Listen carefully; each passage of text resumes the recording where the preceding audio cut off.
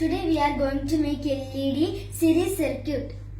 For this we need arduino, breadboard, USB cable, male-to-male jumping wires, resistor and 2 LEDs.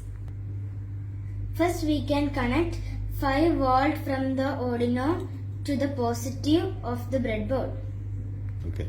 Now we can connect the ground of the arduino to the negative of the breadboard. Now we can connect the LEDs.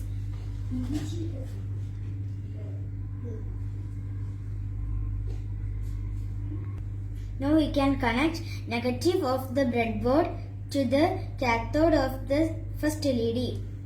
Okay. Now we can connect anode of the first LED to the cathode of the second LED. Now we can connect the resistor from the anode of the second LED.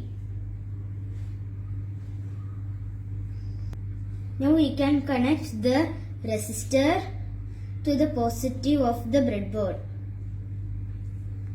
Now we can connect the USB cable laptop to the microcontroller. And now the LEDs are working. This series LED circuit.